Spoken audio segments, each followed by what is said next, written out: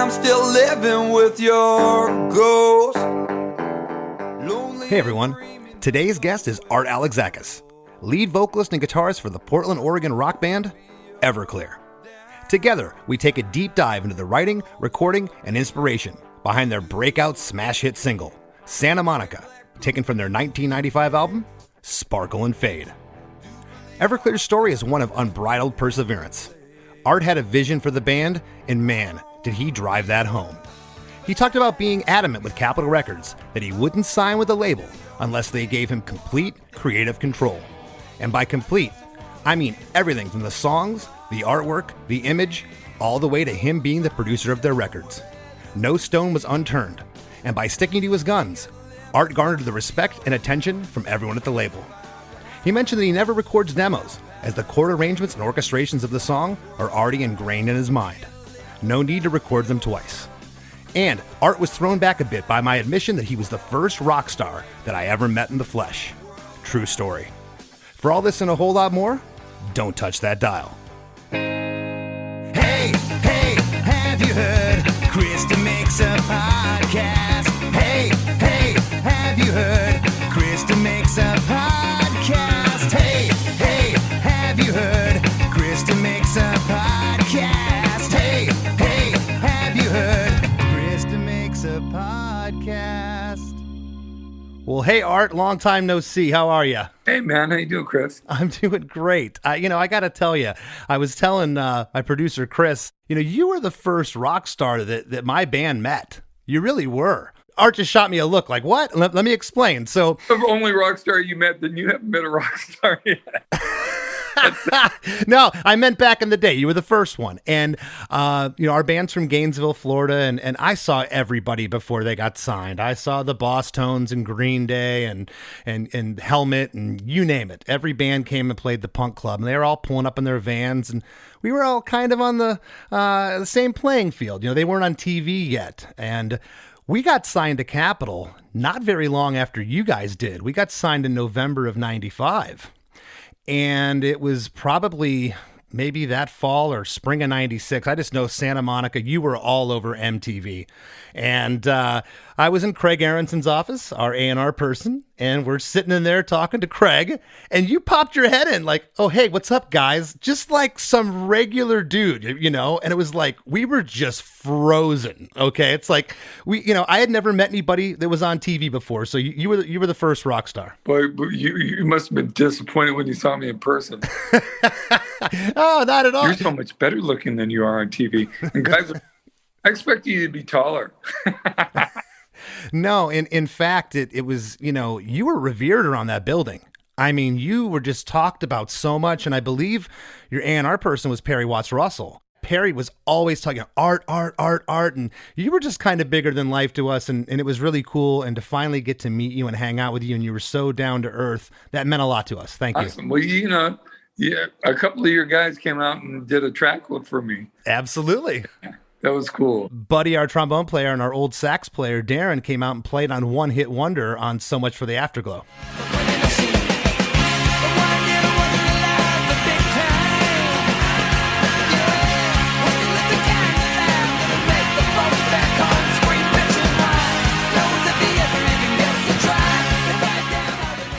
And it was those two guys with the two guys from No Doubt. Because that's the only horn players I knew. So I called you guys. I think Neil Avron, the producer, also played trumpet. Buddy was telling me the other day when I told him. He did play trumpet. He did play. Yeah. He scored it. Like I sang what I wanted you guys to play. And Neil was our engineer. This is before he became Mr. Big producer guy. But he was our engineer. He can read music, unlike most of us. I can't read music. And he's like, I sang it to him, and we recorded it and on keyboard, and then he wrote it down, and then he goes, "You need another trumpet in here. Can I play?" I go, "Sure. Can you play?" I don't know. Yeah, it came out really good, very Beatle-esque, that song with the horns in it for sure. It was cool. I love that song. And I got to tell you, I kept having these Everclear moments, okay? Our horn players got invited to play with you. I'm out one night our tour manager in between tours had a gig. He was the house guy, sound guy at the Key Club. And I'm there one night, and somehow I end up at a party with your former drummer who played on the song we're going to talk about today, Santa Monica. But I'm out with Greg Eklund one night. It's me and Greg and Matt and Andy Dick, of all people. And it was one of the most surreal, weirdest nights I've ever experienced in my life. Was Andy still drinking at that time? He was still drinking at the time, yes. That's a different Andy. He's just... Yes. Yeah. Yeah, it was one of those pinch me nights. I can't believe I'm in this business and how did I get here type thing. But yeah, kept having some Everclear moments. But your story's great, Art. You throughout your 20s, I mean, you had bands, you were working tremendously hard. And I know there was, from reading your story and hearing, there was some frustration. Finally, you put together Everclear. You released World of Noise on Tim Kerr Records in 1993 out of Portland. And tell us about that time. You were shopping around. How did you get the deal with Capitol? Well, the thing is, so I moved to Portland. I was living in San Francisco, had my own record label, had a band called Color Finger. Stupid name, good band. But that was like late 90 or in early 91, I met a girl in Portland. 3 months later, she moved to San Francisco. And then 3 months later, she was pregnant. And so we couldn't afford to raise a kid in San Francisco. It's just ridiculous. So we moved to Portland where she had family there. And my sister lived there. My mom went there all the time. And one of my other sisters was thinking about moving. So we have built-in babysitting, right? So I moved up there and I tried to do Color Finger long distance for a couple of months. Couldn't afford it, man. We were on welfare. We were just broke. And then I'm like, okay. I agreed with I got my girlfriend to agree. I was going to do one more band, last band, put an ad in with all my influences into this Northwest paper called The Rocket, which was a big deal for a while. And I got a bunch of people responding to certain bands, but they didn't know other bands. And I got this kid from Spokane, Washington, who had just moved to Portland, Craig Montoya. And he is, and then this other guy who used to live in Scott Cuthbert, who used to live in Eastern Washington as well. And they come in and I give them a tape. We go to the studio and it's fucking horrible, just horrible. And I'm like, oh man. And then I get a call from this guy from Seattle that he has this other guy and they're fans of Color Finger. And I send them the tape and then I go up there, I mail them the tape. And a week later, I get the money to get on a Greyhound bus and go up there. And it was amazing. They came down and we practiced once. And then they're like, look, either you got to move to Seattle or we got to move to Portland because we can't afford to do this. And I go, I can't afford to do this. So we walked away from it. And then I called Craig and Scott and we started slugging it out through the summer, trying to get gigs. And it got better and better and better. And finally, I had a chance to record a 4-track demo. And I traded an old delay and an old reverb unit for 40 hours of recording on 1/4-inch 8-track. And we recorded every song we knew. And I put it out as a demo tape, sent it to South by Southwest, got accepted, sent it to New Music Seminar and all the New York stuff got accepted, went and played them. At the same time, before I left town, I sent it to every venue in the Northwest, every writer in the Northwest. I sent out 30 tapes, borrowed all this money to do it. And by the time we got back, we had almost 70 messages on our phone machine of people writing about it, talking about it. Oh, wow. My girlfriend actually called me. When I called her, this is before cell phones. I had a pager, right? This is 90. Like a drug dealer. This is 93. And she goes, you got to get home now. I go, I am. I'm driving home. She goes, no, you don't understand. Everybody in town is fucking talking about your band. Everybody in town is talking about World of Noise. She goes, what is World of Noise? That what you're calling that demo you made? I'm like, yes, I am. I called it World of Noise jokingly because there was so much feedback on that record. Or 2 new tubes for my, or 6 new tubes for my amp. So we'd have to like turn it off, let it cool off, and then turn it back on and do a take. And then it'd start squealing again, and blue lights would like shoot out of the back of it. We'd have to turn it off. And that's what it was. So that got us signed to a local record company called TK Records. And then a year later, we got, it just built up and built up. We did CMJ Music Marathon. We did all that shit. You guys probably did all those shows. Sure. We started getting offers in April of 94, the Capitol in 94. And that was right when Gary went to Capitol, because he was still with Geffen. Yeah, he went there. And the best thing he ever did is he hired Perry Watts Russell, in my opinion. But yeah, Gary really didn't give a shit about us till we started selling records. That's how it happens. Well, I got to jump in here. A couple things really surprised me. Okay. And this isn't, I mean, obviously, your way around a studio. You're a great producer now, and you were at Sparkle and Fade, but how did anybody know that? Because World of Noise is pretty raw, as you know. Great questions that no one has ever asked me before. Thank you for asking. So dig this. So when we did a showcase in New York, it was a fucking nightmare. I almost killed our drummer because he was a pot smoker and he forgot all the songs. And I told him, I said, if you fuck up the LA showcase, I will fucking kill you. Literally. I had him up against the wall. You remember me back in the day. I wasn't a good little fucker. I had him up against the wall, just like, I will kill you. Literally kill you if you fuck this up for me and for Craig. And he played great. We got offers. And you know how it was back then, dude. Like, we had within 2 days, we had 27 offers from major labels. And I went and saw a bunch of them in LA and in New York. And then I said, okay, this is what I want. I want this many records, firm records, not options. You can have 2 options, but I want 4 firm records, including you put out World of Noise. Not going to sell it to you. You can license it and put it out. And then you got 3 firm after that. But firm, no getting out of it clause. They're like, okay, this much money. Okay. Touring support. We're a punk rock band. So we wanted touring support. We wanted them to buy us a van with a trailer, the whole 9 yards. And they're like, everything was cool. All the labels are like, okay, we're in. And I go, oh yeah, by the way, I have the total creative control on everything. What do you mean everything? Everything. And I produce my own records.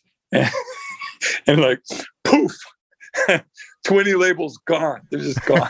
Yeah, okay. But there's still 7 labels there going, okay, what do you got? And I'm like, okay.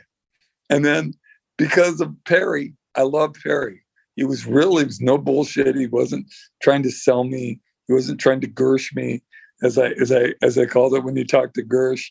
He acted like he was your biggest fan and knew your mom and this and that. But Perry didn't make me feel like that, so I signed with it. We signed with him.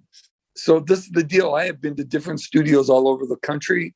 I really love the sound of a lot of the indie stuff I had heard coming out of Smart Studios, and I called and talked to them. Not Butch. I didn't meet Butch till we were there, and just negotiated with them.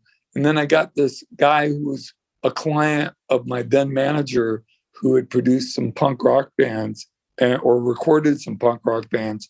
I hired him to record.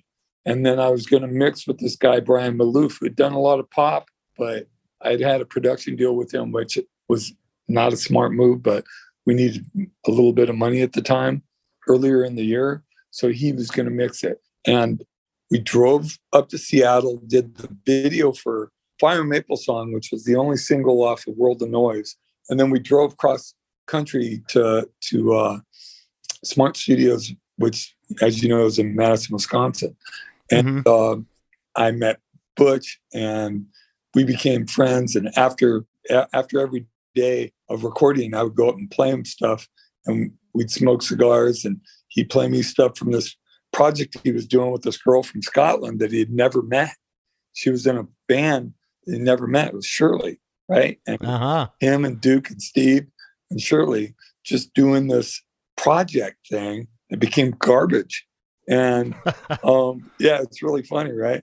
But I remember when we had been on tour earlier, I had called, like, we were playing some little shithole place in Madison, and I called and said, "Can I come by and look at the studio?" And they go, "If you come in before 2, yeah." Me and Craig went there, and we looked in it, and we snapped stuff. We hit drums that were set up, and I dug the board. I dug everything about it, and I'm like, I want to record here. And so when we signed, that's where we did, and it was cheap. And we remember back then they gave you like funds, like they give you we had $125,000 fund, which was pretty small at the time for a major label. And we spent 85 of it. And that's recording, mixing, recording a couple new songs, and then mixing everything over again, remixing it, and mastering. And that was 85 grand. So the rest of the money, the other 40 grand, we split 3 ways and basically lived on. I feel pretty good right now because our deal was 100 grand. You only got 25 grand more than we did. Yeah, and there's like 8 more guys in your band. I know. Our money didn't go as far, Art. At least you're not like the Bossos where you got to pay a guy who fucking dances. They paid that guy. They paid that guy like a band member, man. Exactly. Well, we're gonna jump into the track now, real quick before we do. Sparkle and Fade, of course, was the second record, and since then you've had 7 more albums. The most recent being Black is the New Black in 2015, and congratulations, man. You're still killing it, dude. We got a brand new song coming out. Just finishing up the mix. I sent my second mix notes today. We should be done either today or tomorrow. Super political song called Year of the Tiger. And that's my new stuff, man. We want to record 1 or 2 songs a year. I don't want to go in the studio for a year and a half anymore. It's not fun. It's fun the first few times, right? Nah, people digest music differently today, as you know. But the song is 3 minutes and 11 seconds. The intro is 6 bars of a single guitar. And this simple 1-chord riff, man, it's the central key hook of the song, that pull off on that G chord. And on the 7th bar, verse 1 begins.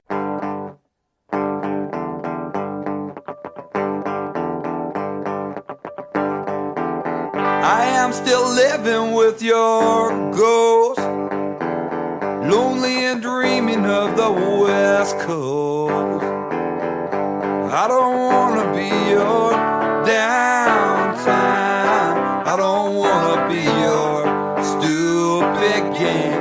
With my big black boots and an old suitcase, I do believe I'll find myself a new place.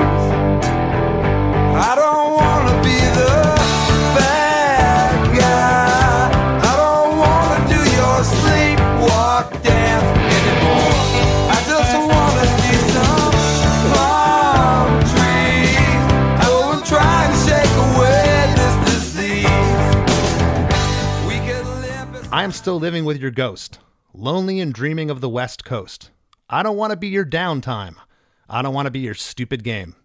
With my big black boots and an old suitcase, I do believe I'll find myself a new place. I don't want to be the bad guy. I don't want to do your sleepwalk dance anymore. I just want to see some palm trees. I will try and shake away this disease. What's happening there? So I was living in Portland, all this stuff's going on and just go backwards a little bit. In 84, I had gotten clean off of doing hard drugs, coke, heroin, stuff like that. And I started having reactions to it, like anxiety attacks, right? So anxiety and depression, because I've been medicating since I was 8 years old. I started drinking when I was like young kid, and started smoking pot when I was 9, shooting up when I was 13. So that's the backstory there. So I still suffered from anxiety. So in 95, we know our new record's coming out. I'm having anxiety attacks. I'm feeling kind of freaked out. And then, me and my girlfriend, who was going to become my second wife that year, as a matter of fact, and our baby, Hannah, we went to the coast, the Oregon coast for the weekend. And the closer I got to the ocean, my anxiety just went away. just, I don't know if it was psychological or physical or, whatever. It just went away. As we started driving back, it started coming back. And we had gotten signed in June. So this is after that. And after we put our daughter to bed, I'd write like in the front room or out on the porch, so it wouldn't wake up my little girl. And then in the morning, the guys would come over and we'd go down to the basement, which we had taken money from Capitol and put, foam and egg crates and shit like that, right? Like a little carpet hanging down, old school. And I remember writing those lyrics. I wanted to write a lyric about comfort zones and where you felt comfortable. And my comfort zone in a lot of ways was where I grew up, which is west side of LA, the coast, Santa Monica. I was born in Santa Monica Hospital. Grew up in Santa Monica, Culver City. The projects were in Culver City, Venice when I got older, because that's where all the drug dealing and stuff was going on. And I wrote about comfort zones, not about Santa Monica. And when I finished the song, I named it Santa Monica. And the label, especially Gary Gersh, lost their mind. They're going, no, you need to name this something else. Call it Watch the World Die. People like that. That's edgy. That's alternative. All right. No, that's not the song. The song is called Santa Monica. Sorry. Creative Control, remember? You signed the contract. And he's like, look, I'm not asking you. I'm fucking telling you you're going to do this. I go, Gary, one, you need to calm down a little bit. Two, you doing this, I'm going to forget. All right. They wanted me to say that I was 24 years old. They wanted me to lie about my age. Right? And they wanted to call it Watch the World Die. This was the same argument. I'm like, look, man, you're trying to make me look like an asshole. And trust me, ask anybody who knows me. I don't need any help looking like an asshole. So politely, no, not going to do it. You want to drop me? I'll sue the fuck out of you. What do you want to do? And they put out the record and to radio, when they sent it to radio on those little mini CDs, it says Santa Monica, Watch the World Die. I'm like, whatever. I'll tell you, I know you're not BSing me here, because your reputation around that building, you were a bulldog, man. I'm telling you, everybody said that. And you know what? Because of the way you were and because you had those written in your contract, Creative Control, you got respect from the get-go, and good for you. Well, I got respect from a lot of people, especially the rank and file in the building, Yeah. They knew if they had a problem, they called me, because with most bands, back then, you call most bands, you call their management, you don't get any response for days. Mine, right. Everybody in every department had my phone number. You're not going to have to go through 3 different people. And I think people love that, because that was not the norm at the time. And unlike, I just want to say one thing about Santa Monica, because we're talking about it and you're putting a spotlight on it. At the time, this, most bands were signed in the 90s and still are for a hit song, that they had that hit song, right? We didn't have Santa Monica when we got signed. We were signed before I wrote Santa Monica. Heart Spark Dollar Sign was a Color Finger song that we redid. So I had that, but they hadn't even heard it. That wasn't on any demo. So that didn't get us signed. And that was our third. So we didn't go about it the way that most people went about it back in the day. Yeah, no, it sounds very unconventional. Well, I'm presuming, Art, this was recorded sometime in 94, early 95, the record, that this was done to tape, not Pro Tools. 2-inch tape. I was recorded in August of 94. And then we went back in the studio in LA, Studio B at what was then called A&M Studios. And we recorded You Make Me Feel Like a Whore, because funny. So we recorded Santa Monica. So we wrote Santa Monica. Perry flew up, sat in our little dumpy basement, listened to all the songs, made notes, goes, yeah, that should be on the record. This sounds great. And then we played Santa Monica, and he's like, wait a minute, play that again. And we played it again, and he's like, what's that called? And I go, Santa Monica. He goes, yeah, that's what it says here, but you didn't say Santa Monica. I go, yeah, but let's not go there. And he's like, I think that song could be a hit. That's a pretty great song, but it's not done yet. And I go, It's done.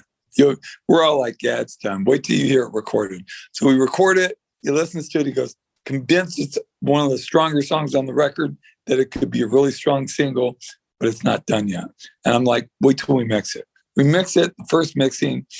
He listens to it. He goes, I'm convinced that this song is a hit single. I would bet money on it. This is a hit single, but it's not done yet. And then we proceeded to get into a screaming match over the phone where we're using the F word prolifically at each other, like, fuck you, just really bad, right? And then I'm like, all right, you know what? Fuck you, Perry. I'm going to do what you're asking me to do. I'm going to be a fucking whore. I'm going to be a slut. You're slut for you. Fuck you. And you know what? I'm going to write a song just for you. I'm going to write a song called You Make Me Feel Like a Whore. and I just came up with it off the top of my head. And he's like, well, great. And I hope it mixed the record. And I had something to do with it. And, his Ponzi English accent. Yes. And you know what? I wrote a song called You Make Me Feel Like a Whore, which is a fan favorite and was our fourth single off that record, our last single off that record. I need to climb you like a tree. There is this place inside where all the good things die. Sometimes I feel like a whore. Sometimes I feel like a whore. Thanks to Perry for pissing me off. Was he right? I don't know. I'll give him the credit all day long because we went in, we recorded another chorus on the end, put it on the end, and this is before Pro Tools. So we actually recorded it to tape to another 24 track, another Studer, right? We had 2 Studers in the studio. And had to edit it together. Exactly. And just fucking cut the tape and put it right there. And then we recorded more guitars over it, and that droning high lead guitar and more vocals and gang vocals and stuff that just kind of takes it home. And he's like, it's done. I will buy you a garden where your flowers can bloom. I will buy you a new car. Perfect shine. Hey everybody, we got to take a quick break for a word from our sponsors, but we'll be right back with the second half of this conversation with Art Alexakis. Hey, this is Chris Swinney, formerly of the Ataris and currently host of That One Time on Tour, part of the Sound Talent Media Podcast Network. Have you ever wondered what it's really like on the road? The highs can be euphoric, but the lows can be crushing. Join me every week as I chat with industry pros about what it's like living out their wildest dream and, in some cases, their worst nightmare. Past guests of the show include members of NoFX, Pennywise, Bad Religion, and more. Listen and subscribe at soundtalentmedia.com. Do you enjoy the content and production of Chris DeMakes a Podcast? Do you have an idea for a podcast? Or an existing podcast that you'd like to take to the next level? Well, check out WeKnowPodcasting.com. At WeKnowPodcasting.com, we have over 25 years of combined experience in the pod field, and we're ready to help you succeed in the golden era of podcasting. I will buy you a new ride. Yes, I will. And now, back to the show. We get harmonies on the word downtime. I don't want to be your stupid game, bad guy. And the last 3 lines, I don't want to do your sleepwalk dance anymore. I just want to see some palm trees. There's a harmony on palm trees. And the whole line, I will try and shake away this disease. The harmonies are subtle. After stupid game, the guitar chords ring out and there's an arpeggiated guitar panned off to the right that takes us into the second half of verse 1. With my big black boots and an old suitcase. That's when the stereo guitars come in, but they're not the big stereos yet, but it's kind of subtle. Also, single hits on a closed hi-hat. On the line, Sleepwalk Dance Anymore, the drums and the bass come in. It's, again, really subtle, kind of single notes on the bass. A cool overdubbed guitar is panned off left that happens here. I'm calling it the taxi guitar. It's like a horn goes by. It's one of those.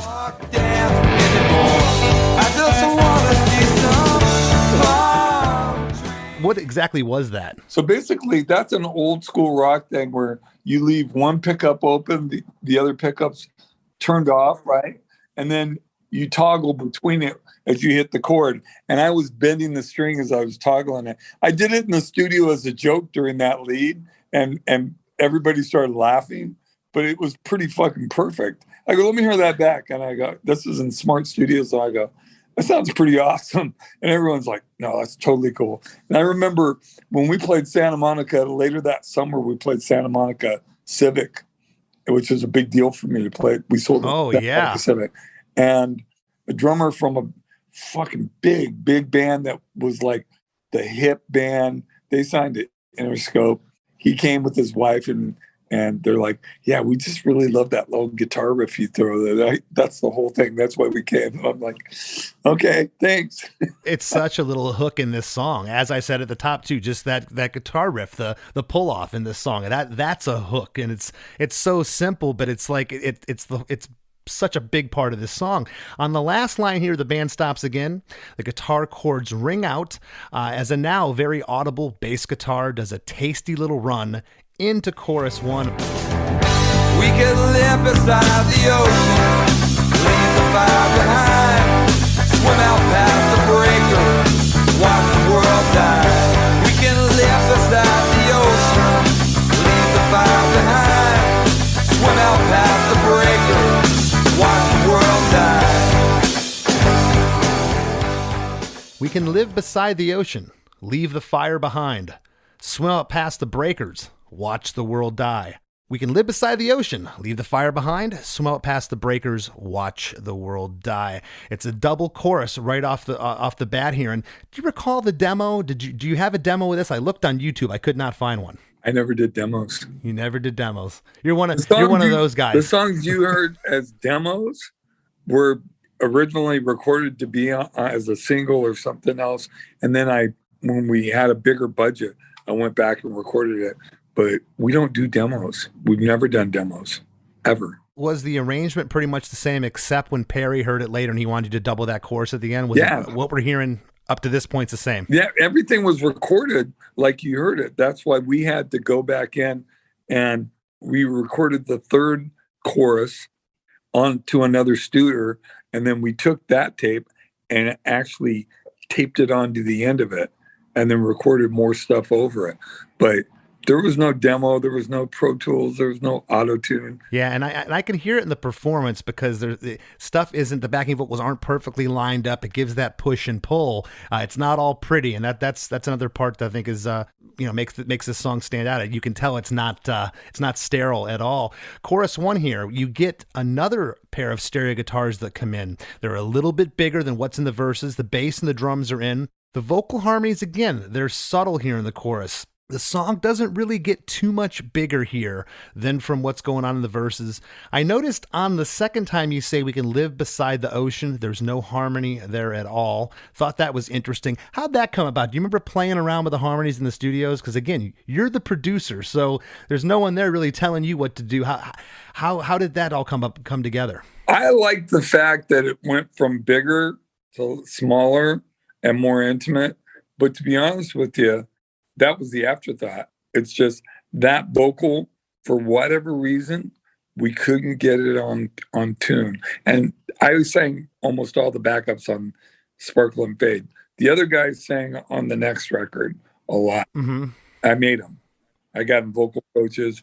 That's what we did on that. And they sang on the fourth record as well.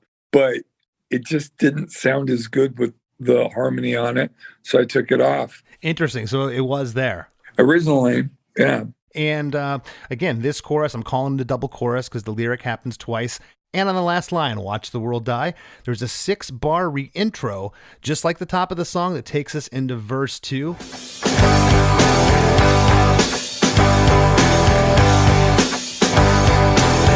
I am still dreaming of your face, hungry and hollow for all the things you took away. I don't wanna be your good time. I don't wanna be your fallback crutch anymore. Walk right out into a brand new day. It's steady rising in my own weird way.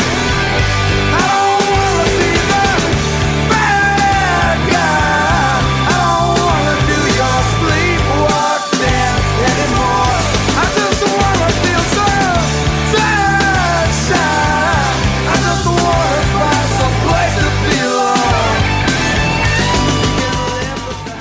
I am still dreaming of your face, hungry and hollow for all the things you took away.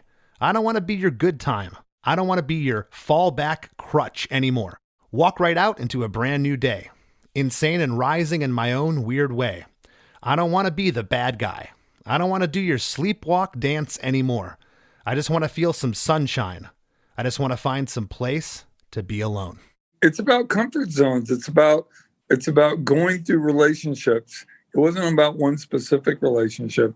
This isn't an autobiographical song, but in a sense it was, because it's things I had experienced and then made an amalgam of a character in the first person. And I like to write from the first person because I like storytelling.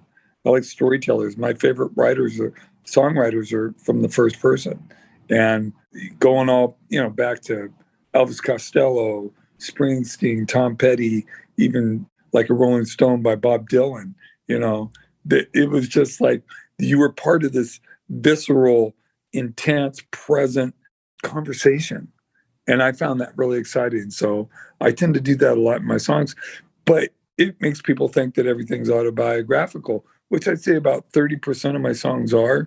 I think another 30%, another third are like Santa Monica, where I take amalgams and I create composites of characters from different things that happen in my life and maybe some writer artistic license. And then the other 30% are just songs I just make up. I just write. And it's like, There's a song on Sparkle and Fade called Queen of the Air. And I remember playing that song for the guys in the band, and they're like, man, that's rough. They said that she just disappeared. They said I look just like her. I on the bridge, I seen her dancing, waving to me there.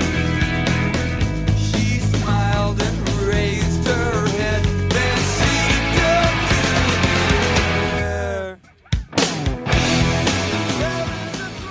Greg Eckman was like, I'm really sorry about your mom. I go, why? He goes, well, your mom jumped off a bridge, right? I go, my mom wasn't Beaverton, man. My mom. No. I seen this book called Virginia, Queen of the Airlanes, that was in this vintage bookstore, because I dig vintage books. But it was never open when I would walk by there, because we'd go into a breakfast place on Sundays and it was never open. Finally, after I record the song, put the record out, I went and saw that book. And it was some stupid book, like a young adult book from the early 1910s or 19 teens, about this girl, Virginia, who leaves home and runs away to go ballooning across America, in like big balloons. But I just wrote the song about, I don't know, just thinking about what it would be like to find out something about your past without knowing about it your whole life, and knowing it from one perspective and then learning about it from the real perspective. I love hearing stories like that, because, there's only so many words in English language of how I write that you can use to have descriptors in a song. And it's stories like you're talking about that you pull from, that like no one else is going to do the book from 1915, and you did it. And that's what makes songwriting interesting. You never know where an idea is going to come from. This verse is interesting because all of a sudden now, usually in choruses, Art, that's where the song really lifts and gets really big. The song's huge now in verse 2. Those another pair of stereo guitars come in, and they're kind of nasty. There's some top end on these, and they're just full of fuzz. And they come in right after a squeal of feedback off of the chorus. After the line, I don't want to be your fallback crutch anymore, there's one or two guitars that does like a string bending wail for a second there. You get harmonies on Face in the first line, Good Time in the third line. The line I just mentioned, I don't want to be your fallback crutch anymore. You get harmonies on Bad Guy, I don't want to do your sleepwalk dance anymore, Sunshine. And then the last line of verse 2, I just want to find some place to be alone. After Bad Guy, again, there's some cool feedback panned off left. This whole time, there's this string bendy guitar sporadically happening, kind of panning now to the right and the left that's coming in there that just kind of adds some really cool ambience. And the last line, I just want to find some place to be alone. There's this little guitar solo run that happens there before we go into chorus 2. I'm assuming all these things are starting to happen because you're wanting the song to build. But, I've heard this song a million times until I put it under the microscope. And I'm like, my God, look how big verse 2 is. This is like the heaviest part of the song right now. And what was the thinking behind that? It's definitely different. Well, one of the things that I like to do, I love feedback. Even though there was way too much on World of Noise, listening to it now, it doesn't sound like too much, right? I love controlled feedback. I even like uncontrolled squeal, that whole thing of like going into the second verse is like if you're playing live clean, right? And then the third one, you hit into your distortion box and you just basically slide your volume all the way up and it just goes right before you go in. It's just, that sounds real to me. That sounds like a real rock band when you're playing guitar. And that's what I wanted it to sound like. And that's what it did. And we still do that. If you listen going into the next chorus, like after that third verse, and there's that roll, there's that big drum roll before we live beside the ocean. You hear me hit that guitar. There's actually 3 guitars. I'm hitting a 3-part guitar harmony of just that one, like,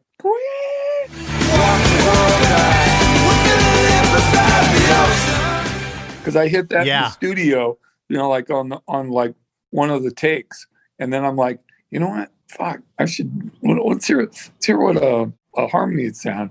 I think I hit a 5th, and then I hit a 3rd to give it that kind of car horn, kind of dissonant car horn sound. And I throw a 3rd in there as well. So it's a 1st, 3rd, and a 5th, which if you know music theory, you're not supposed to do that. But hey, it works. It worked here. Who mixed the record, Art? This guy by the name of Brian Malouf, who had done a lot of pop stuff in the late 80s, early 90s. I heard you mention him a moment ago, and I'm marveling. I know you have creative control, but A, why this guy? And B, again, was there any resistance from the label? I mean, think of all the big mixers. You had your Andy Wallaces and all these guys back in the 90s. The Lord Alges, right. How did you convince them to go with this guy? Again, I marvel at this. It's amazing to me. Well, they didn't have a choice, for one thing. They didn't have a choice. And I didn't have a choice because in like probably 3-4 months before we got signed, my manager and this girl that was like helping him co-manage a little bit had brought Brian Malouf to us, and he wanted to produce a couple of songs and then shop them. But we had to sign a production deal with him. And if we didn't get signed within 6 months, the production deal went away. And we did the demos, but they weren't great. The labels didn't really like them, but it was less than 6 months when we got signed. So I had to honor that or buy him out for a lot of money. And I'm just like, okay. So he got to mix that record. Plus he was a friend of mine at the time. And I'm like, okay, that's cool. But, I knew I was going to push him till it sounded the way it needed to sound.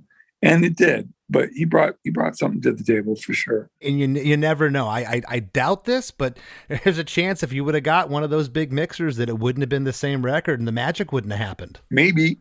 But the next record was mixed by, when we first recorded it and mixed it with Brian, because we were close, it wasn't very good. Even Perry goes, it's okay, but it's not going to do what you want it to do, and you can do better. And we went through all the songs, pulled some songs out, wrote some new songs, and wrote all these mix notes to do all the stuff to the songs, and said, we're going to use a mixer, and I want to use Andy Wallace. He was like, I've already called him. He'll do it. Well, it's a different sounding record. That was so much for the Afterglow. That took it up like 3 levels. Just what he brought to the table for sure. Now that record still sounds incredible. It sounds awesome.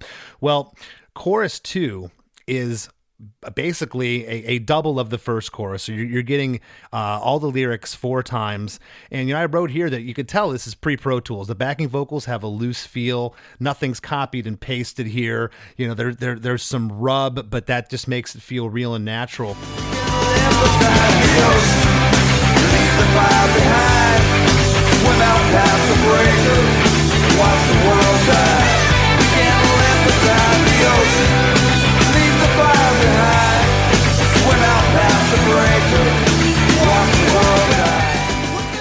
Almost halfway through here on Leave the Fire Behind, and on Behind we get a harmony. The vocal melody changes on this line there. And I love those little things. They just grab me when those happen. I love how you change the melody there. Yeah, we just take it up. It's more exciting, The song's building, so I need to go to a higher range. I don't even think it's a conscious thing. It's like when you're writing and it's starting to kick in and you're going into the second and third choruses. You want to take it higher if you have the ability to, and at that time I could.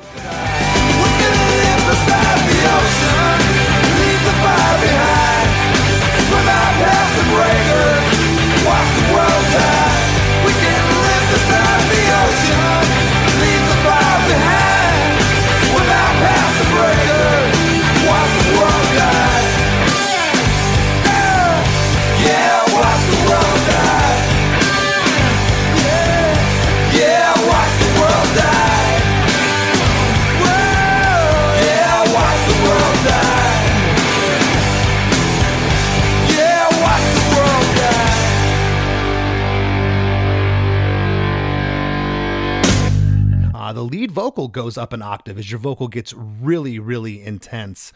And there's harmonies on everything here. And that lead guitar, again, is sporadically doing these little runs and other cool noises here on the back half. It just keeps kind of building. That's what we actually recorded and cut and actually literally pasted. That's the one we did. I'm doing one guitar where there is some like harmonizing guitars and little that stuff going on. But there's also this high guitar where I'm just like, ding, ding, ding, ding. Yes. Just drawing. And then at the end of it, there's a second one where it comes up and does a harmony on it that's kind of low, but it's in there and just droning. But that kind of stuff is exciting to me, those high. Yeah. And then harmonies on everything. I sing high over the chorus that was there before where I'm singing more in my normal register. And sang an octave and a high fifth and recorded those harmonies as well. And I think Greg didn't sing on that for sure, but I think Craig might have sang on like a couple of those harmonies with me. Something I never noticed until, again, I'm putting it under the microscope. I've heard this song how many times, but I'm like, wow, it goes up an octave here. That's what it just totally sails this part. It just lifts so much. And it almost sounds now, because you pasted this and you were kind of having an issue with Perry, your A&R guy, about this, it almost sounds like, there's some frustration in your voice. Like, I'm going to go up an octave and scream this part out. Not really. Once I agree to do something, I'm 100% in, because half-ass shit doesn't get you anywhere. You know that. No. It's just like, you've got to be committed. And if you're going to agree to try something, you better try it. My wife wants me to go to some concert that I really don't want to go to. But if I agree to it, I'm all in. And I'm going to try to find, instead of going to pick it apart, I'm going to find good things about it. Because that's the only way you can live with yourself. That's the only way you can find joy in this world. Otherwise, you're just looking for the bottom to fall out of everything. So no, I was totally into it. But there's a lot of angst in that song. I mean, especially at the end, where you're going on, and I'm screaming, watch the world die. I mean, that's all about, there was a movement of writing and art in the late 1800s of the intelligentsia, early 1900s, called the Romantic period. And the American New Romantics, it started with like Herman Melville and Edgar Allan Poe, and then and Walt Whitman, one of my favorite writers of all time, Walt Whitman, and went into the late 1800s, early 1900s. And I just took that to a very punk rock place of like, fuck the world, man. When all is said and done, you and me can go somewhere and, in Santa Monica, I remember at night swimming out past the breakers, and it's kind of scary out there in the dark, right? Because there's Jaws is probably right underneath you, right? Because once that movie happened, it freaked everybody out. But yeah, and it was filmed out there too. So, well, no, that was filmed in the East Coast. But oh, was it? Yeah, okay, that was filmed in Martha's Vineyard. But that just romantic thing, like as long as you and me can have a kiss as the nuclear bombs roll into us and the world's dying, fuck it. I got to tell you, what a more perfect lyric. Think about what was going on in the 90s, that angstiness. Everyone wanted to be, I guess that's the only word I can think of right now, angsty, and that word that lyric just sums it up, watch the world die. But question for you, was there any input from Perry or anybody else saying, hey, there's got to be some more information here, because the chorus has never changed from those lyrics, or that's what it was? Perry never tried to change my lyrics, ever. He asked about a couple of things, but not on that song. And he was my biggest defender when they were trying to get me to change the title of it. He goes, I understand where they're coming from, but you call it, it's your song, call it what you want. I go, yeah, it's called Santa Monica. I wanted to write a song called Santa Monica, and this was the song I wanted to write. And I'm very proud of that song. I'm very proud that there's a picture somewhere. I don't have it, but there's a picture from the next year, 96, somewhere in 96. We play the Santa Monica Civic, and we had offers to play everywhere. The Palladium, the Greek Theater, everywhere in LA. And I picked not the biggest offer from Santa Monica Civic, and not the least good sounding place. That's a horrible sounding venue. Mm-hmm. But I didn't give a shit, because I wanted to drive up and see it say Everclear sold out, Santa Monica Civic. And I got a picture of that somewhere, and I wish I had it. And just the hype of it, just your memories from there. The single's called Santa Monica. You're playing there, and there's people wrapped around the block trying to get in. There's the hype. That's awesome. I remember my management calling me and going, man, you need to come over and look at this guest list. I go, well, just send it to the hotel. And she's like, my management assistant's like, no, it's like the Dead Sea Scroll. Like, what? Okay, so I go by there, I swing by there. I'm in LA. I swing by there, and she takes this thing and just throws it out on the ground. It just rolls out, because there's all these people want to come to the show. And there's famous people on there. I'm like, yes, her, yes, and then there's these names, and I'm like, who the fuck are these people? And then there's this one guy, Ray Goldman. I'm like, who is Ray Goldman? It sounds familiar. And then I remember Ray Goldman was the guy that was fucking my girlfriend when I got busted for buying acid. And I spent 3 days in jail, and he was fucking my girlfriend, my first girlfriend, love of my life. Did you leave him on the guest list? Tell that guy to meet us somewhere. Tell him you can put him on the guest list, and that you want to see him, and we'll kick the shit.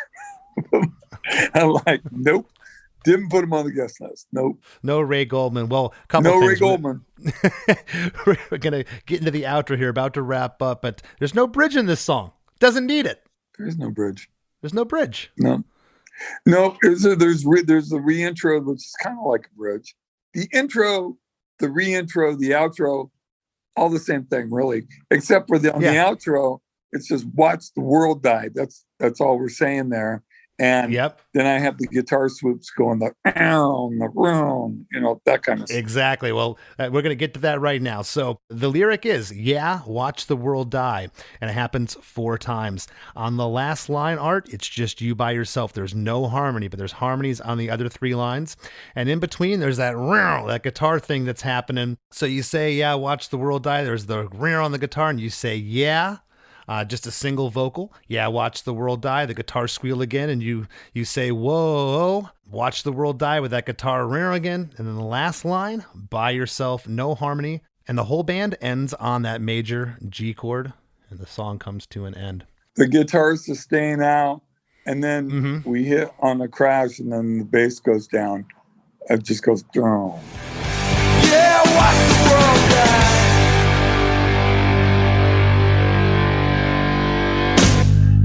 did you think when you heard the record back? Where did this song sit with you? Did you think it was a single? What were your thoughts when you heard the final mix back? Oh yeah.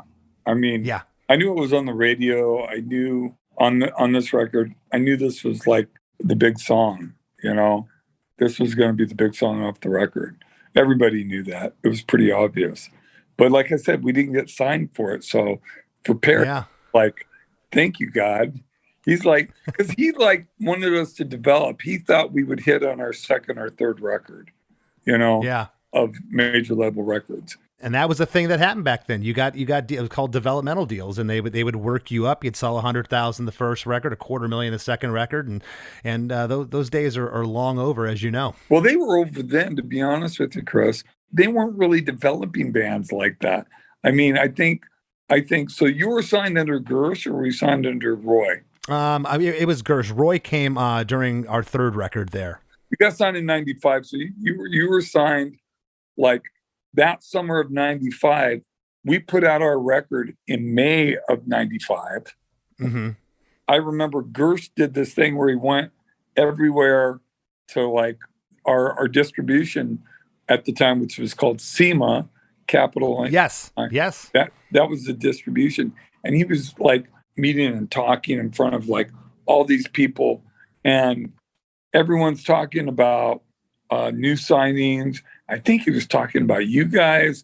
He was talking about Triple Fast Action, talking about the Smoking Popes. But he's talking about all these bands. But every, like, friends of mine that worked in marketing were like, every meeting, people would get up and ask questions. Every meeting, someone's like, well, what's going on with the Everclear record? How come we're not getting more money and more emphasis from you guys about this record? This is a phenomenal record. We're getting people calling about this record. Record stores are calling. They can't keep it on the shelves, but you're not letting us distribute more. He's like, well, Everclear is kind of a developmental thing. And several people, I'm told, like, no, this is a record that's ready to break now. And it's like when we did the budget for our first video for Heroin Girl, apparently, so Sam Bayer, who did Teen Spirit, the director, wanted to do Heroin Girl, and he was going to get John Doe from X and Claire Danes and all these famous people, and the budget was $85,000, which really wasn't that much for a video at that time. Not back then. But so anyway, he wouldn't give money for it. Give us $30,000 for Santa Monica.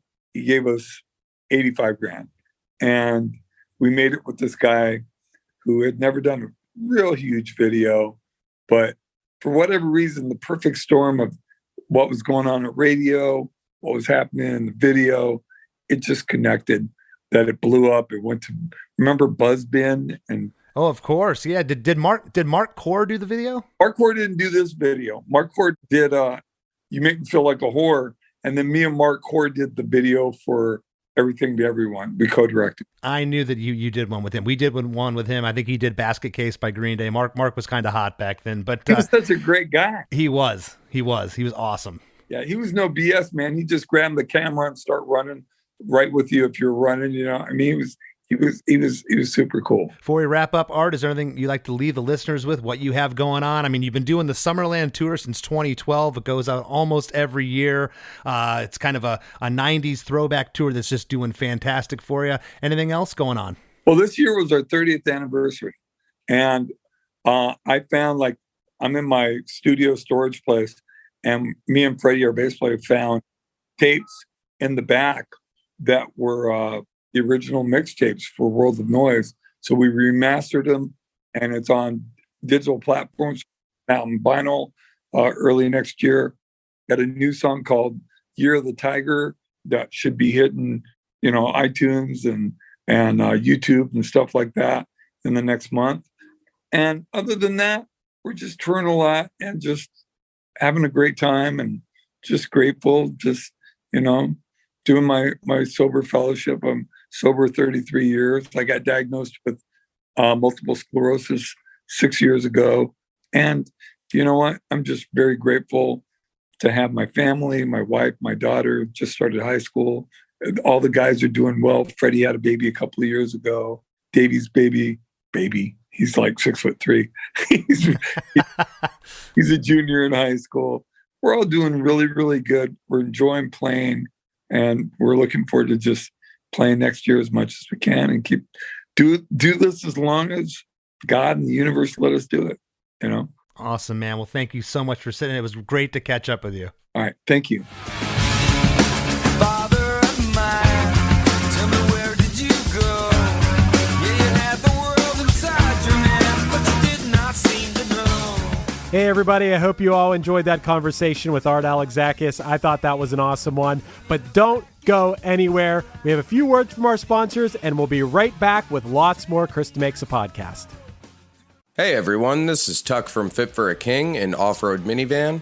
Every week I bring you fun interviews alongside your favorite metalcore entertainers with my new podcast, Get Tucked. Join me every Monday with bands like Counterparts, Crystal Lake, like Moths to Flames, and many more. We play unsigned and undiscovered bands, deep dive into each artist's history, and of course provide the greatest breakdowns in current metalcore. Tune in to Get Tucked every Monday, out now through Sound Talent Media. Hey, if you need a unique, thoughtful, and inexpensive gift for a friend or loved one, check out iloveenamelpins.com. Make someone's day by giving them a little present to show you care. Over 80 different pins are available, everything from cats and dogs to your favorite celebrities. And to top it off, you can use the discount code ChrisDeMakes at checkout to save 30% on your order. iloveenamelpins.com. Give them something to wear that shows that you care. As we near the end of the show, here's a band you might not know. Welcome to this week's Band You Might Not Know. If you'd like your band to be considered for Chris DeMakes a Podcast, all you have to do is email your best song via MP3 only and a short bio to bandyoumightnotknow@gmail.com. This week's featured band is Big Cry Country from Washington, D.C. They're self-described energetic rock for the kind of people who think a cathartic cry can be improved by dancing. The band is made up of Roxanne Bublitz on vocals and guitar, Joe Miller on drums, JP Solisolia on guitar, and Jared Brennett on the bass. Here's a snippet of their song, Landlord's Paradise.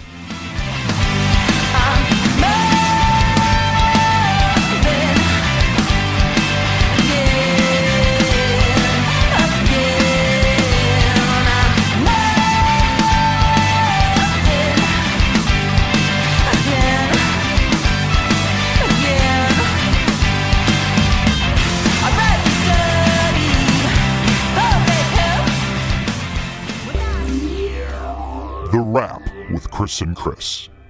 Man, I loved Art's backstory of how he believed in his music and put the work in to get people to hear it. I mean, that's like the ultimate story of, I mean, that's pre-internet. It's not like he's posting his songs on the internet like, hey, check out my songs. He is sending it out to everywhere and making sure everyone hears it. That's pretty inspiring. Yeah, he was pretty matter of fact. I mean, even if he came off more like, let's say he was bragging, I would take it in the sense that like he deserves it, because the respect that guy had, like I said in the episode, he was revered around that Capitol building. You just heard, oh, Art is a badass. He doesn't take any crap. He fights for what he wants, and what a great success story. Speaking of fighting for what he wants, he got 27 different labels to have are bidding on this band, and it narrowed it down once he said he insisted on having full creative control.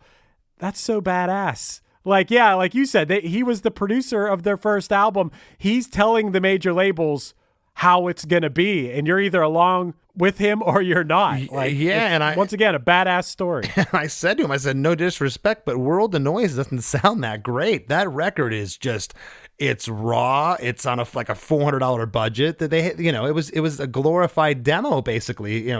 He admitted that. And to let this guy produce a record that's going to be on a major, because again, back then they were trying to get you with the big name producers and mixers of the day.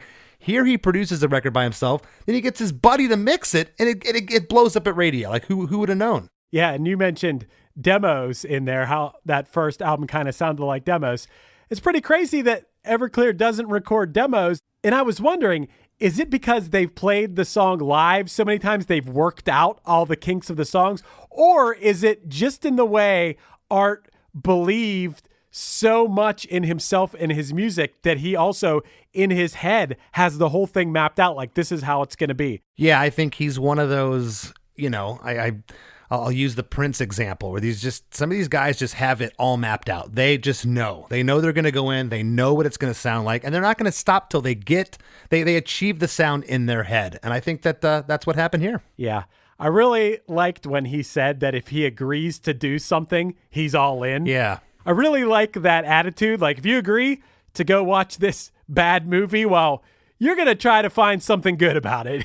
Like you're in for whatever that is. Once you agree to do it, I think that's a awesome attitude. I've never heard anybody say that, and I'm going to take that as my mantra going forward. I really like that. That was really sound advice, because how many times has someone been like, hey man, I got free tickets to the Buffett concert. Like, and I've been that guy, and I don't want to be that guy. I want to go and go, you know what? The mandolin player was really good. Hey, perfect example. Perfect example for like this time of year is I had never seen the movie Hocus Pocus. It's like a kid's movie from the 90s with like Bette Midler and Sarah Jessica Parker. And I agreed to go watch it. A friend of ours was putting it on a big screen in her garage, and I went and watched it, and I watched it intently. Terrible movie, but I watched it, and I paid attention the whole time, and I tried to pick out things I liked about it, even though it was hard. So I like that attitude. Chris, I thought it was cool. I was thinking, while you were recording this, I was thinking to myself, what's the first time I ever heard Everclear? And I don't know if you remember this, but I was able to Google it and find out. Do you remember in the 90s, there was a magazine. It was like a skinny magazine. It was called CMJ New Music Monthly. Of course. Absolutely. We played the CMJ New Music Seminar. So yes. What was so cool about that magazine is that it came with a CD in it. It came, yes. Every issue had a comp CD in it, like a sampler. And I believe it was the first ever CMJ magazine I bought. June of 1995, the song Heroin Girl was on it from Everclear. Also on that CD, Hum Stars was on there. Of course, yeah. Ben Lee, SNFU, and Thurston Moore were all on that one. And I was thinking about that summer, I was helping my pap delivered pop to stores. And I remember I would buy that at this store called Peachin's when it came out every month. And that's the first place I ever heard Ben Folds 5, first place I ever heard Alanis Morissette. It was all that summer of 95. I don't know. Just a random memory that popped into my head. That's the first place I ever heard Everclear, even before. Yeah, and CMJ stood for College Music Journal. Right. So it was distributed and serviced to all the colleges. And man, we had a lot of help from that. That really got us onto the college radio stations. And when we would play certain colleges, man, we would notice that people were tuning into the station. They were hearing our music. It was great. That's so awesome. Were you guys ever on one of the CDs? I believe so. And I bet if I went in my bin of over 100 comp CDs were on, I bet it's in there. I'm almost positive. I bet it is too. I saw like a month or two after this Everclear one, there was one, Mighty Mighty Boss Stones. And the song that was on it was Hell of a Hat. I was like, hell of a hat. Really? Yeah. That's the song that's on there? Pick the B-side. Yeah.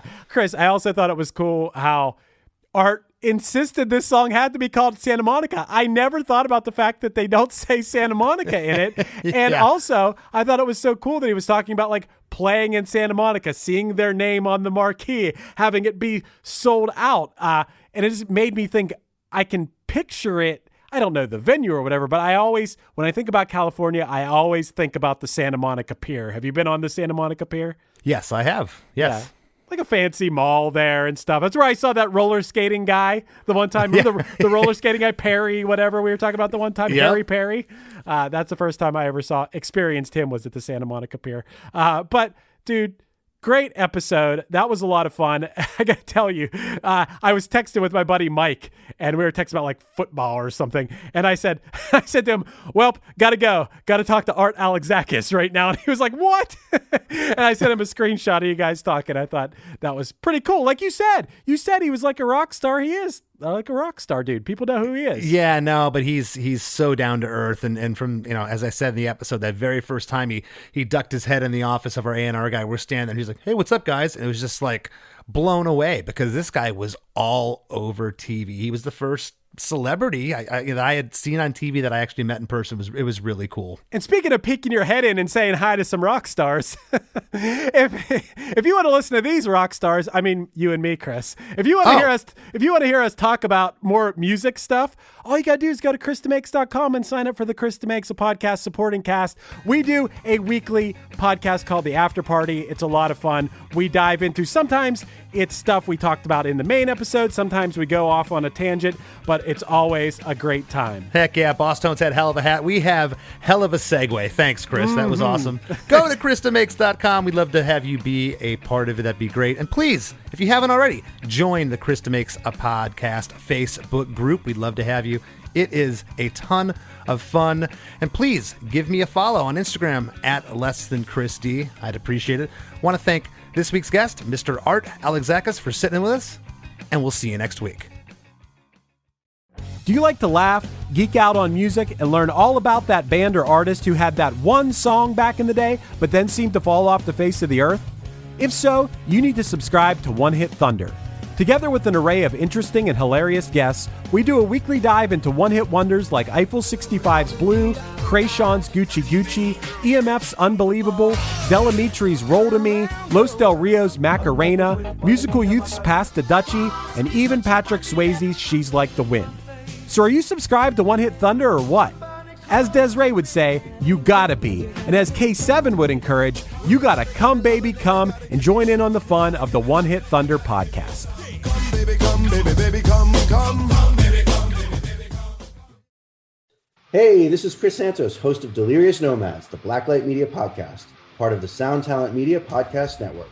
Delirious Nomads is a podcast about all things heavy metal, as well as breakdowns of your favorite combat sports.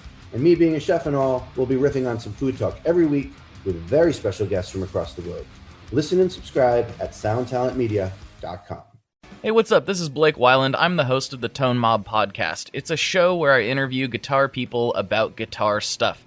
We talk about their pedals, their amps, their accessories, their preferences, all that stuff, as well as a healthy dose of whatever comes up. Topics have ranged from aliens to addiction and anywhere in between. Oh yeah, and pizza. We're definitely going to be talking about pizza. So get the show wherever you're listening to this podcast at. Just search The Tone Mob in your search bar and it will pop right up. Come join us. We're having a lot of fun. Thanks for checking it out.